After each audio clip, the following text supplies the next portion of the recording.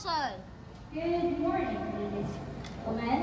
We are gathered here today to witness the play of Filibusterismo. Written by Dr. Jose Rizal by Great and Gentleness. Sit back and relax and open your minds as we proudly represent you. The Revolution. In 1891, Dr. Jose Rizal continued his fight with words through El Filibusterismo, a novel fueled by injustice and resistance. It is the sequel to Noli Me Tangere, where the once hopeful Crisostomo Ibarra returns as Simon, a man hardened by loss and injustice. Disguised by wealth and influence, Simon seeks not reform, but revenge, believing that only through destruction can a broken society be forced to change. This novel explores corruption, oppression, and the heavy cost of fighting in a world that refuses. This is El Filibusterismo. Chapter 1, Whispers of the Past. On a quiet December morning, the Topol Pablo sailed along the Pasig River toward the wood, its deck filled with secrets and hidden ambition carrying laughter beneath its polished decks. Yet, beneath the calm surface, the ship bore discussions that would soon reveal the deeper truths of society.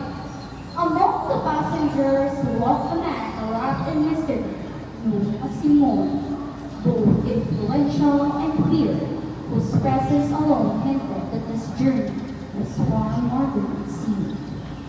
Goodness, Captain! Why is the ship not pick up speed? Go ahead and pass the door, Victorina. We will land and go to those farmland. After the passengers heated debate about reshaping the river, Father Salvi and Simon quietly exchanged words. This land has risen in rebellion many times, all because of forced labor. It will not rebel again. And you, Father Salvi, what purpose do you try, sir, if the people rise up? Murmurs spreads around the people as Simon mockingly answers Father Salvi. With irritation, he walks out, leaving the father behind. Such sheep country, absolute shameless. The grumblings died down, but the whispers of controversy lingered in the air. Don Custodio, a proud and wise official who always agrees with the church, viewed quietly, while others tried to mask their shock. Senor Simon, allow me to introduce Isagan, a young scholar. Sagan, I am pleased to make your acquaintance. Senor, forgive me, but may I ask, is it true that the people in your province cannot afford to buy jewelry because of their poverty? I mean no ill by it. Come, perhaps it would be better if you join me for a glass of beer. Unfortunately, sir, we don't drink here. Our apologies, Senor. A fleeting shadow crossed Simon's face as he looked at the young man walking. I feel afraid of that man. Do you not know who he is? He is the advisor to the Captain General.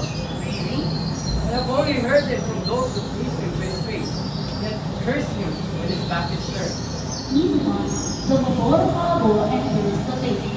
Benzai, a simple, complex, sensationalist writer who manipulates facts. Other officials and the great Filipinos begins a conversation with the captain as Donna Victorina mingled at their conversation. Captain, do you know in which part of the lake man named Ibarra? Ibarra or Ibarra was killed? Yes, Captain. Where exactly did it was why they're inside at the moment? While the captain speaks, Benzai goes to Simon, noticing that he does not react and continues to look straight ahead. What's the matter with you, Senor Simon? Shut up then. Why are you so quiet? Simon does not answer. He remains seated, his eyes fixed on a distant point across the water, where the sun glints faintly on the river. The soft tapping of the lake against the shore seems almost to echo the silence around him.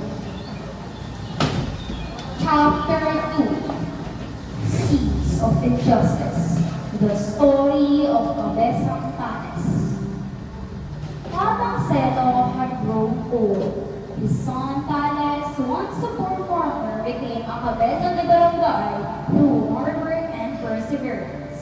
He cleared a piece of forest, land that no one claimed, and through years of hard work and labor, he turned it into a fruitful farm.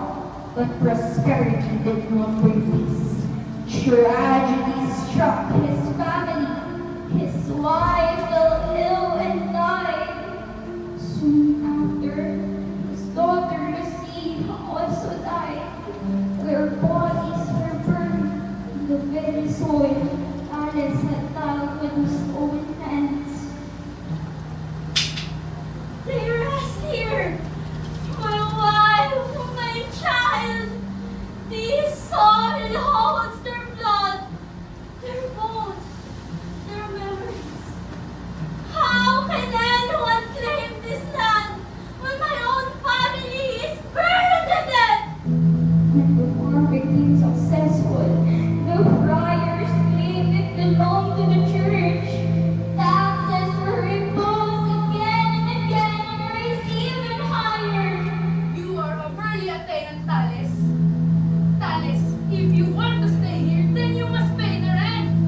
When this land was wild and useless, no one wanted it. And now that I cleared it, planted it, now that it became useful, you suddenly want it? My wife and daughter died here helping me. Show me your title. Show me proof that this land is yours. The friars showed their documents, but Alice had none. And so, the case was brought to court. Meanwhile, his son Ano was taken by the civil courts and forced to serve as Tatlangcelo, the mother of Alice Hayden. By order of authority, your son will serve! Mercy! Also mercy! While in this case, I know what I must do to bring my son back. If I lose, then I am no longer in this world. Alice ordered his hand, daily behind. He carried a gun when guns were forbidden. He carried the bottles when bottles were forbidden. He carried the knives. No one dared enter the farm. But one night, bandits captured him. A ransom was demanded. I will sell my jewelry! Take everything! Just bring my father back! The daughter of Cabezang Tales sold all her things except one bucket given to her by the sea. Still, it was not enough. In desperation, she borrowed money from her mannequin shop and agreed to work as her servant. And one night, she found herself in a terrible dream that Tales would return. That he would not return as the same man. The hard-working farmer had begun to change too. Breathe with a hardened hand, injustice has awakened something deeper within him. Chapter 3. A meeting in the cemetery. Basilio walks through the cemetery and stops in front of his mother Caesar's grave. He kneels and places a bouquet of flowers on the tomb. Mother, I will honor you with my life. While Basilio is at the grave, he hears a sound nearby. He turns and sees Simone, a short distance away, digging at the ground. May I help you, sir? Basilio, do you know who I am? Simone grows forward. Basilio stops moving and looks closer at Simone. Senor Ibarra? Yes, I have returned under another name. I need your help. Why? For what purpose? To act against the government. I do not wish to be involved. I want to finish my studies. Very well. You will understand later. Simone disappears into shadow, leaving Basilio alone by his mother's grave. The morning air feels colder, heavier as he touches his balance. Thoughts grow in his heart. And he realizes the courses ahead may demand more courage than he has ever known. Chapter 5. Hope and resistance with those fights. At the center of the hall stands a wooden table. Around it, Dr. Sagani, Mamaraini, Basilio, and other students. Papers and petitions spread before them. Their voices mixed with the soft rustle of paper as they discuss their request, determined to shape their own future and challenge the authorities. We have submitted a petition for an academy. Why should the priest decide our future? They are concerned that we might gain influence through education, that we must show serious about our request. The students continue discussing their petition and exchange opinions. Meanwhile, at another table in the same hall, Father Irene, Sevilla, Camara, Fernandez, and Bernador General, and Simon are seated. Some review documents, while others occupy themselves with games. What was the request? Teaching of the Spanish language? The request deserves careful attention. In a opposition against authority, The petition is being led by students. One of them is a guy in the Father Filibusterismo. This one of my students. I know him. We had an argument on the steamboat. There's also another one, Aray. Makaray, talk to poetic family. And Basilio, a student of medicine. List your names. But General, request is a follow proper procedure. The officials continue the discussion over the petition, debating its merits and potential consequences, while the students sit quietly at their table, each lost in thought, their goals and dreams for education, and perhaps a better future now hand in their hands, resting entirely on the judgment of those in power. Chapter 5. Castigo. Crossing the Spain Bridge, Castigo, a serious and thoughtful student, and Juanito Peláez, a careless and boastful classmate, spoke about the quietly flowing woman. Having a good time, Bentente? Yes, yes. And you? Oh, very well. Padre Camora invited me to spend my vacation at their town. And guess what? We met a fool. I mean, a suitor. I think of Basilio. A fool? Why? Basilio is utterly stupid. What can he do with a young lady who doesn't even know Spanish? And that girl is a sharp too. One day, something will happen to him. When he saw the cloudy, his voice screamed over the river. Unbelievable. Castigo shook his head, his eyes following the river as it flowed silently beneath them, stirring in the laughter of Juanito and the way of the slow-flowing stream. Chapter 6. The Fun Fair at Quiapo. The exhibition of Mr. Lisa's talking head begins. Loud curtains enclose the stage, and candles are arranged around it. Their flickering light casting shadow on the walls. The talking head rests at the center, poised to begin its strange and fascinating demonstration. Hurry up! This man is terribly slow! Ladies and gentlemen, please take your seats. The audience settled down. Then side, the journalist moves closer to the stage and inspects the table covered with black cloth. I have discovered two powerful worlds. With one word, I can bring ashes back to life. Dermo, astringent, reveal yourself. I am Himotis. I lived during the time of Amasis. Then, Jasper of God. Members of the audience remain the moments that will waver the stage and cry. I denounce you. Dash! Dash! Dash! And the people in the audience begin to shout their most fantastic false and shout. Mercy! Mercy! The air was thick with fear and smoke. Streets and current footsteps people rush toward the exit as the exhibition ends in disorder. Chapter 7. Simon and Basilio.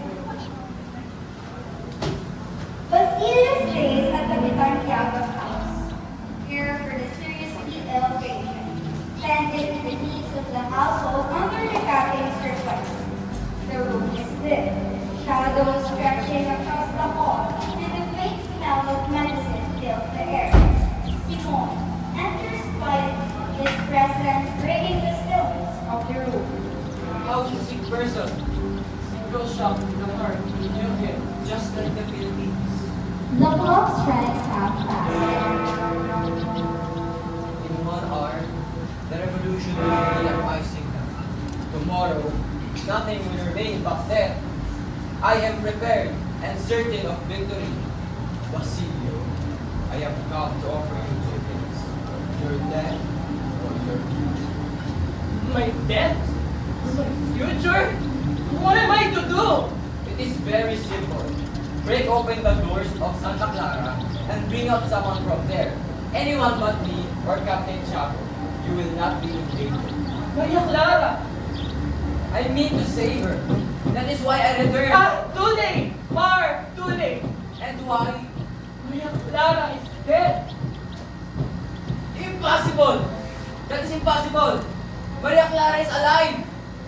Maria Clara deserves to live! You are making excuses. I will save her! She felt gravely ill, so I visited the convent. Captain Tiago has been crying all night. Here's Father Salvi's letter to Father Guerrero. Dead? Without me even seeing her? Simon leaves the room in despair, his footsteps echoing sharply against the wooden floor. His mind tormented by the knowledge that his beloved Maria Clara has died without him even seeing her. While the senior remains standing, the weight of the tragic news pressing heavily around him, while the faint sense of medicine lingers in the air. Chapter 8. The Students' Rebellion. Later, ang pansiteria ng Manisa de Filibusterismo, students are seated around the table with papers and notes. We demand the right to learn, to speak, to think freely. They're watching us like somebody's being a servant. The vice, director's name, sent by the master of the general. The students continue their discussion on watching the entrance. Basilio arrives at San Juan de Dios, his friend approaching. Basilio, do you know about the rebellion? A rebellion? It has been discovered, and it seems many are involved. Many? Who exactly? Students! Many students! Basilio listens quietly as the students take a hush and easy voices. Fear and uncertainty wrestle with their words, and as the rumors take hold, he realizes that the situation is far more serious than he first thinks. Chapter 9. Shadows of Justice. Basilio arrives at Maria's house, where guards are stationed firmly outside, keeping watch over the entrance. Maserati, a calm and clever student from a wealthy family, descends to the stairs to meet him. I've come to speak with you. Good manners. In our times, people never were. A corporal then approaches carrying a list. Good thing you arrived. You're under arrest. Even me? Do not worry, Basilio. I will explain everything to you. Get into the church. Look has homeless men in the house, his face tied with questions, while Maharat sits steady, eyes fixed ahead, and uncertainty hangs heavy by soulless soul. Whatever awaits the day in this room, your fates are not bound, moving softly towards the truth, even if an escape. Chapter 10. Who is desperation? Looking upon the poster, shocked and trembling with fear and confusion. Fully, the lover of Basilio, she struggles to steady and set herself faster before quietly leaving the room. Overwhelmed by worry and dread, she seeks out to her man body, hoping for answers, for comfort, in the face of the sudden tragedy.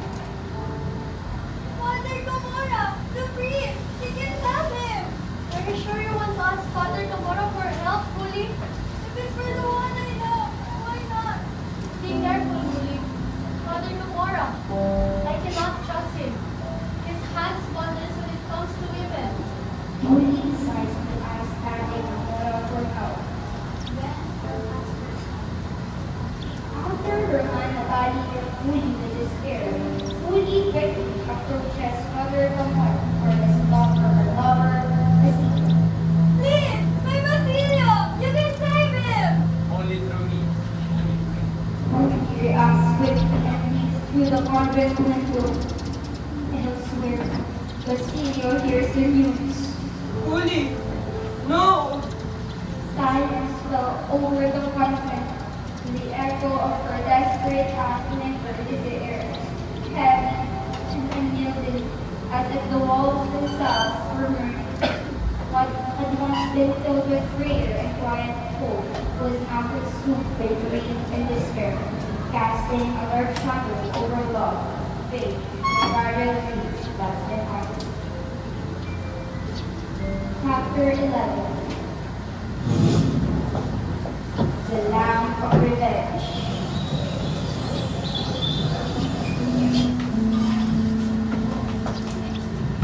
4 months after Basilio's imprisonment, he enters Simon's laboratory. The room contains various instruments and the smell of chemical liquids. Because of you, I was free. I am ready now. Ignite the revolution. Behold, Basilio, this lamp is my masterpiece. It will light the way, and 20 minutes later, destruction. You killed them all for revenge? For justice, the Governor General, the high officials, the corrupt priests, all of them will fall. I cannot. Then, you will watch the world burn powerless to stop it.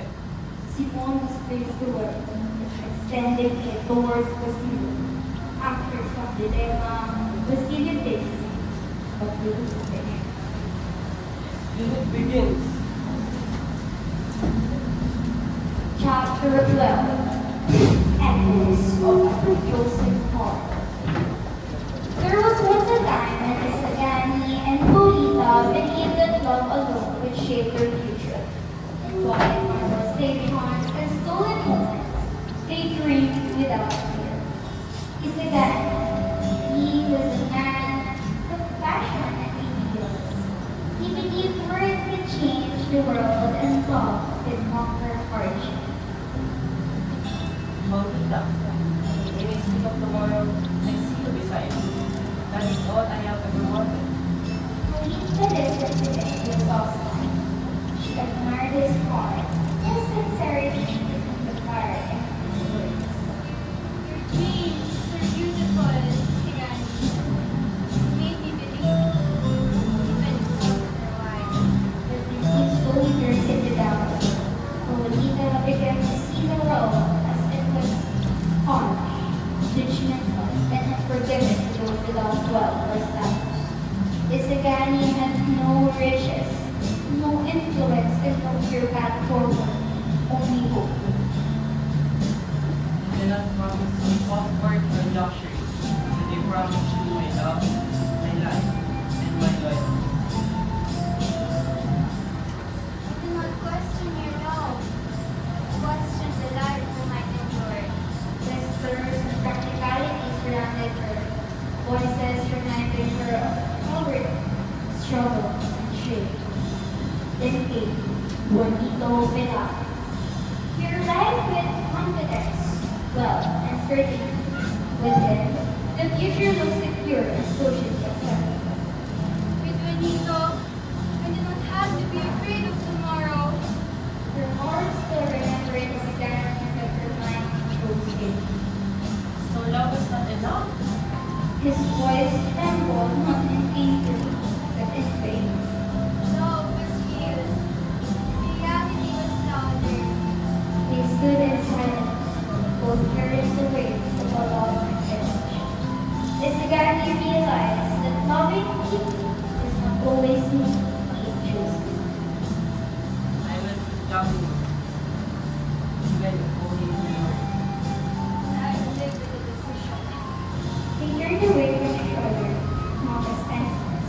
but his two souls shaped by different fears. Their story is nothing more than each hearts that love did not always fail. Sometimes it is simply overpowered by the world, and so ends it out, born in dreams and ended by reality, and remembering its essence. Chapter 13. The wedding that almost hurt. The wedding hall of Paulita and Juanito is filled with influential guests. Music and laughter continuously fills the background, with every detail arranged for their wedding. You speak so Isagani about the lamp Simon and me. Sagani, listen to me! That house, it's full of gunpowder! What are you saying, Basilio? Have you lost your mind? Sagani, the lamp, it's a bomb! Do not go there. Come with me. No, I want to see her, even for a moment. Tomorrow, everything will be different. It's horse. The other hand, a matter with a red ink circulates among the guests. They read it with confusion and concern about the letters' content. Juan, Crisostomo, Para? Who is this? What? What a terrible joke. Signed by the name of supposed Filibusterismo. 10 years dead. Ate Salvi, dinner ko na sa signature of your friend. What's happening? This is his signature. That is real letter from Ibarra. I suppose this managed self-arrest does not kill us tonight. But we could be poisoned. Moments later through the night, the lamp's light flickers. The guests pause at the lamp, strange moment, uncertain of what will happen next. It's going to explode. Padre Irene, light the fuse. A shadow moves quickly across the room, seizes the lamp, and throws it into the river. Water splashes. The explosion is prevented. The guests remain frozen in place, their laughter replaced by heavy silence as they listen to the fading sound of the river. The candlelight flickers gently, as if reminding them how close they were to losing everything. In a night meant to celebrate wealth and power appearances, it was love that quietly saved them all. Isagani chose not revenge, not anger, but the kind of love that forgets itself for the sake of another. And as the music slowly returns and the sake of the celebration continues, no one truly realizes that beyond the glittering lights in the grand decoration, a heart was broken, yet still brave enough to choose mercy over hate. Chapter 14. The Tragedy. A group of prisoners is tied and being marched around. Legs dragged and the loud bellowing of prisoners is heard. Forward, cowards! Move! Hey, Mautang, can you just walk them peacefully? What's wrong with you, Manolino? Nothing for me, but I pity them. They are human beings just like us. Ah, you so indeed. What do you do with war prisoners then? Please, stop. It's dangerous. Move forward. You are crueler than the Spaniards! A gunshot is heard, and the prisoners react in confusion as they agony. The few uses hidden positions. Come on, Carolina. Show us your marksmanship now. A man rises on a rock. Shoot him. Carolina fires. Suddenly, the man falls to the ground. Tapos one hand in his face. He looks up at Carolina, gloomy and with tears in his eyes. Don't forgive me. Carolina turns pale. He stands frozen, recognizing the man's voice. He realizes it was his grandfather, Tatam. A life marked by endless sacrifices written across the old man's trembling eyes. Distraught by what had happened, Carolina regrets his own action. Chapter 15.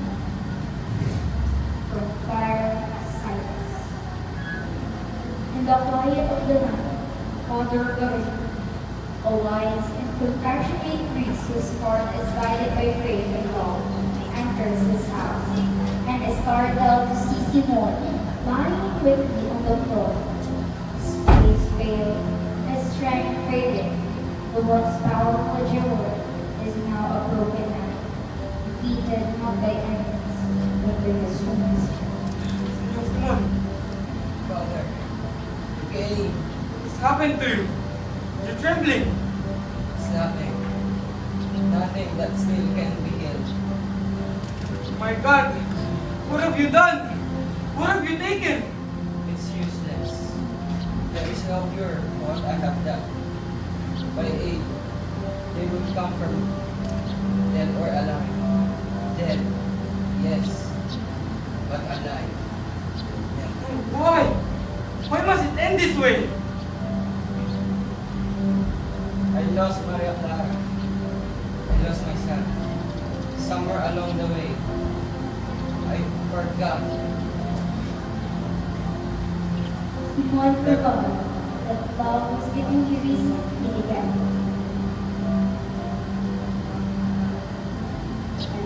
You were blinded by pain.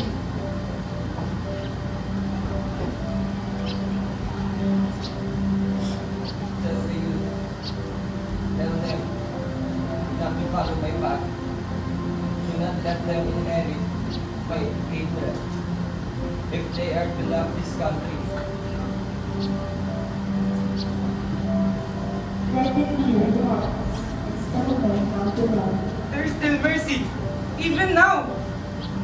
I hope so. Because I'm so tired of Father. The man who once buried violence and destruction now also. I No want more, no weapon, only regret. I wanted to set the world on fire, but all I ever wanted was to see it free. His chest rises once more, then falls, and this time it does not rise again. Where are you? Youth full of strength and hope. We are waiting for you. Not to avenge us, but to finish what we could not. With courage, with faith, with love, greater than our anger. Outside, the night remains still. No thunder, no noise. Just the quiet ending of a man who loved his country, through tears and through wrong. But somewhere beyond the silence, a new generation is speaking. And this time, you can choose love. Thank you.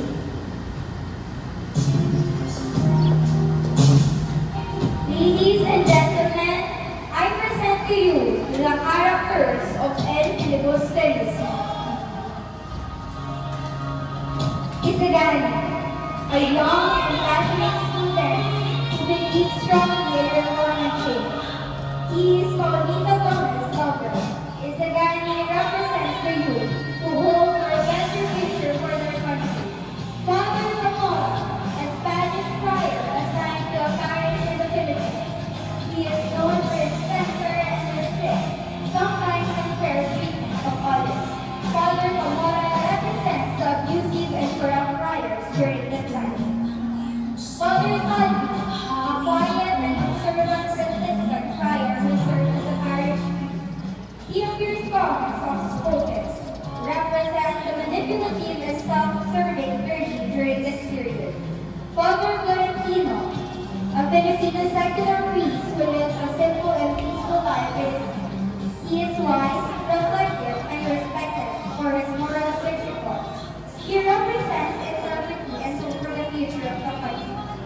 Don Custodio, a government official who values his reputation and social standing above all. He represents the official more concerned with the princess than the people's welfare. Ship captain, an experienced captain who travels the seas with skill experience. Kapitan Tiago, a wealthy and influential man in the community. He represents the High official, a government officer who holds a position of power and authority. He represents the official and ruling the system for personal gain. Father Sevilla, a strict and disciplined friar who teaches at the school. He represents the rigor and controlling side of the clergy. Makalait, a respected and well-applauded in the community. He is intelligent and calm, often staying neutral and constant.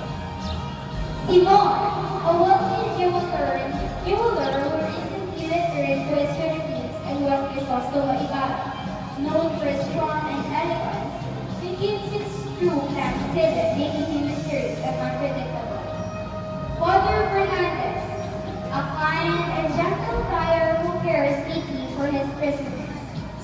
He represents the compassionate side of the faith. Mr. Leeds, a magician and entertainer from abroad who performs at the Pride Fair. He uses illustration and mysterious acts to capture the crowd's attention. He represents foreign influence and spectacle that challenges people's view of reality. Ben Zai, a journalist known for his clever writing and sharp thought. He is observant and often comments on society and its people with wit. He represents the critical press that influences public opinion. Torellino or Tano, a young and obedient student. He is loyal and respectful, though not very independent in thought. He represents the youth shaped by authority and tradition. Father Irene, a friar who is serious. He represents the discipline and traditional side of the clergy.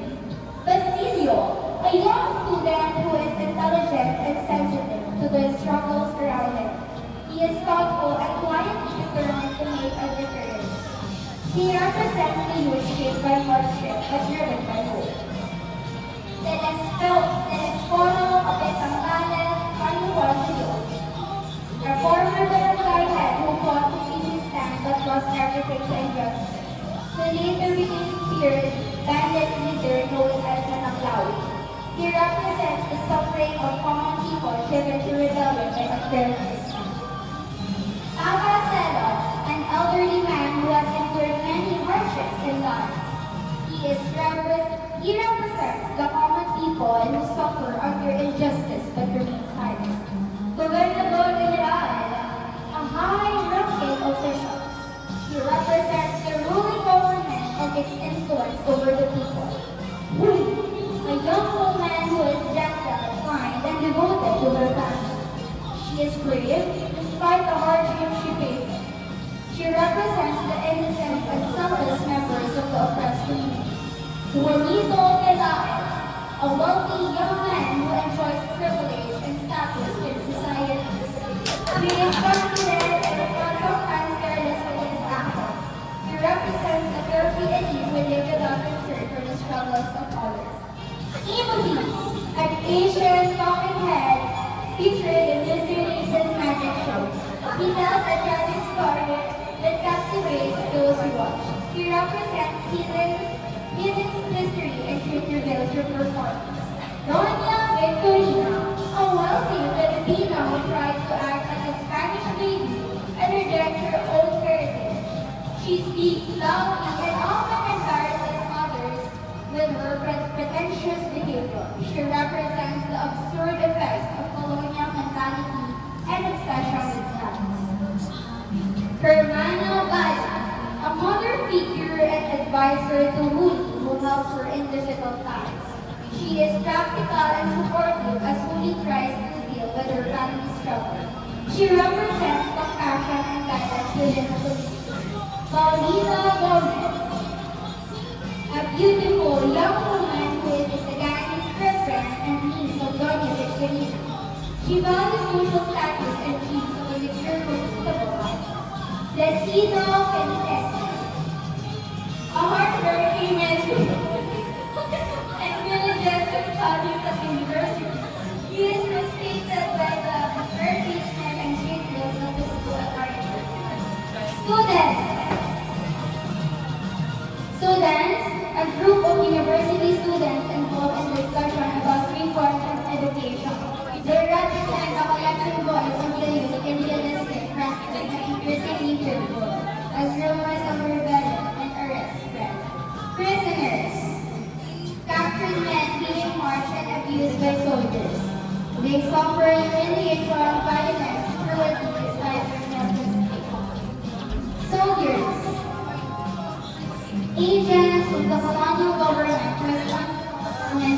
order through force. They intimidate prisoners and pressure Filipino to prove his loyalty by killing. Mautang, a cruel and aggressive enforcer who takes pleasure in asserting power over prisoners. Audience, at the funfair, a crowd drawn by curiosity and spectacle rather than understanding. They react with fear and panic when confronted with something beyond entertaining. They represent a society easily entertained, easily frightened, and quick to uncomfortable truth. Once again, we are then Gentleness, proudly presenting our El Filibusterismo, Gentleness, and offering men to remind not only the youth, but every Filipino, that not all who fall are defeated. Sometimes they awaken others. Thank you for